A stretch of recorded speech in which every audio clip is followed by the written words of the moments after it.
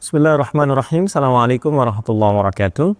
Alhamdulillah, salatu wassalamu ala rasulillah wa ala alihi wa sahbihi wa man wala wa ba'd.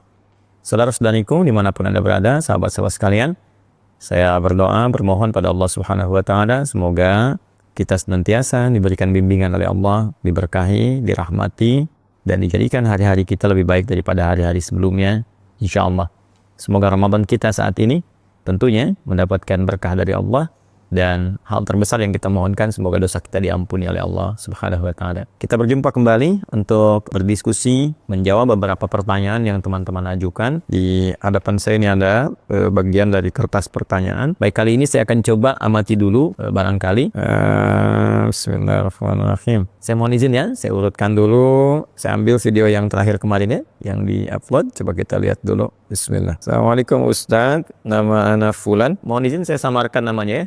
Teman-teman sebenarnya bisa lihat juga di sini, tapi saya akan lebih elok kalau saya coba samarkan saja. Dari Kalimantan Selatan, saat ini sudah berusia 27 tahun, lagi proses hijrah dan ingin belajar agama. Adakah pesantren yang bisa menerima Ana mengingat usia Ana sudah tidak muda lagi? Baik, atau bisa bekerja tempat Ustaz Adi, terserah pekerjaan apa, yang penting bisa sambil menuntut ilmu dan punya lingkungan yang baik. Baik, saudaraku yang insya Allah Allah muliakan, saya sangat senang dengan pertanyaan ini. Ya, berbahagia bahwa ada kekuatan yang bisa Anda dapatkan, hidayah yang telah Allah tanamkan dalam diri Anda, kemudian untuk Anda mulai berubah. Itu anugerah Allah yang nggak semua orang bisa dapati itu. Ya, syukuri itu. Ya, Allah berfirman dalam Al-Quran surah ke-29 ayat ke-69. Ya, walladzina jahadu fina lanahdiyannahum subulana.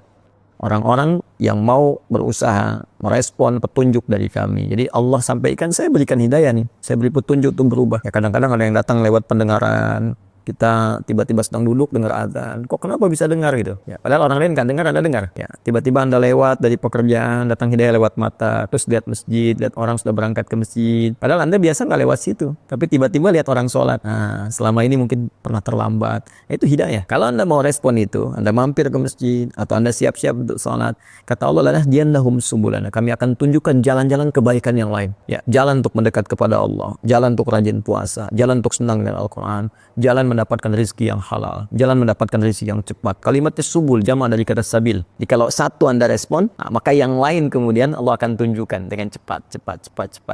Nah, ini saya lihat ini ada langkah awal yang Allah kemudian berikan di hati Anda. Anda tinggal meresponnya dengan maksimal dan bermohon kekuatan kepada Allah Subhanahu wa Ta'ala. Maka yang pertama mesti dilakukan adalah, yang pertama, syukuri apa yang telah Allah anugerahkan itu.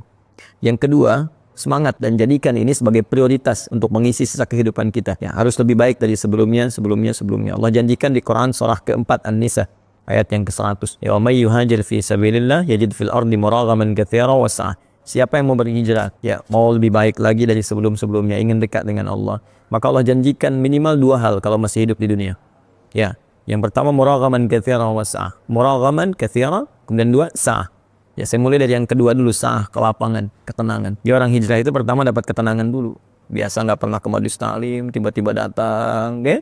Awalnya mungkin pembiasaan, adaptasi, itu biasa.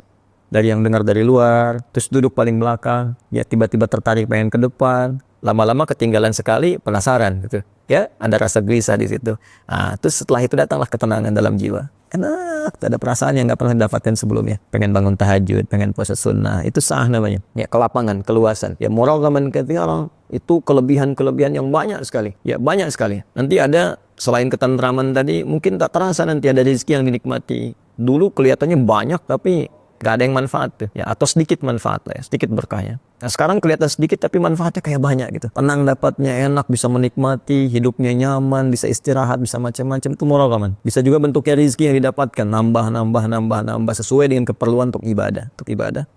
Nah, kemudian apa yang harus dilakukan oleh teman-teman, terutama yang bertanya seperti ini? Baik, pertama datangi majelis ilmu. Tidak harus juga datang misalnya langsung ke kami, ke Bekasi di sini. Tidak, teman-teman cari yang terdekat dulu, ya, yang mungkin bisa memberikan bimbingan lebih baik. Tadi saya lihat di Kalimantan, ya, di Kalimantan ini Masya Allah, saya kira banyak guru-guru baik. Ada Kiai Haji Muhammad Bakhit, ya, saya lihat baik beliau Masya Allah. Ya, putranya Kiai Haji Ahmad Mughni dengan Sayyidah Zainab itu Masya Allah, orang baik, orang tawadhu, ya, belajar dengan beliau. Ada juga mungkin guru-guru yang lainnya yang kira-kira bisa memberikan bimbingan langkah-langkah awal. Setelah itu, ya, coba kunjungi lagi majelis yang lain. atau kalau punya perangkat seperti YouTube bisa dibaca, dilihat, dipelajari. Ada rezeki datang kemari, boleh silakan ya hadir majlis. Yang penting bagaimana caranya kita mengumpulkan perangkat-perangkat untuk berhijrah dengan baik, untuk mendekat kepada Allah Subhanahu wa taala. Ada berita gembira kata Allah. Teruskan ayat yang tadi, Quran surah 4 ayat ke-100. Wa may yakhruj min baitihi muhajiran ila Allah wa rasulih thumma yudrikul maut faqad waqa'a ajruhu 'ala Allah. Siapa yang kemudian berniat berikhtiar pengen berubah hijrah dan dia baru memulai ini, bahkan baru keluar rumah, tapi kemudian maut datang lebih cepat dari apa yang ia duga, sesuai ajal. Ya, ajalnya memang sudah wafat, seketika harus wafat ya. Cuman dia nggak duga seketika akan wafat karena sifatnya gaib. Kata Allah, faqad waqa'a ajruhu 'ala Allah. Pahalanya udah dituliskan oleh Allah. Kalau tobat dia diampuni, dan langkah pertamanya melahirkan amalan untuk dia. Dia berpeluang mendapatkan kebaikan terbesar dari Allah Subhanahu wa taala, bahkan mungkin surga dengan izin Allah Subhanahu wa taala. Kan Anda pernah dengar ada seseorang yang pernah membunuh 100 orang, kemudian setelah itu dia bertobat. Bagaimana cara tobatnya? Dia istighfar, pergi ke majelis ilmu, di tengah jalan dia wafat walaupun belum sampai ke majelisnya. Dia wafat dalam keadaan taubat dan langkahnya dinilai sebagai langkah ibadah. Dakhalal jannah, surga jaminan baginya. Itulah yang melahirkan hadis Nabi di Ibnu Majah nomor hadis 233. Kata Nabi dari riwayat sahabat Abu Darda radhiyallahu taala anhu, qala Rasulullah sallallahu alaihi wasallam, man salaka tariqan yaltamisu fihi ilma sahhalallahu lahu tariqan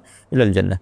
Siapa yang menyiapkan dirinya, berusaha serius menempuh perjalanan ya, untuk menuntut pengetahuan, tentunya yang mendekatkan diri kepada Allah, maka setiap langkahnya dihitung memudahkan dia ke surga, meringankan dia ke surga. Ya wa innal malaikata la tadu ajnihataha ridhan li talibil ilmi. Dan para malaikat membentangkan sayapnya memberikan ridha kepada penuntut ilmu. Ya di antara ridhanya ya ampunan, ya permohonan ampun kepada Allah, mohon ampun. Karena itu di akhir hadis disebutkan sebelum masuk kepada ulama pewaris pada Nabi, mengampuni seluruh penduduk langit dan bumi kalau penuntut ilmu ini tahu, yaghfiru lahu man fis samawati wal ardi hatta al-hitan allati fil bihar. Memohonkan ampunan kepada Allah. Ya Allah, ampuni si fulan penuntut ilmu ini, sampai hiu-hiu yang ada di lautan kalau kita mengetahuinya. Ini perkara gaib yang kita imani. Ya, baru kemudian di ujungnya wa innal ulama warasatul anbiya wa innal anbiya la yurithuna dirhaman wala dinaran.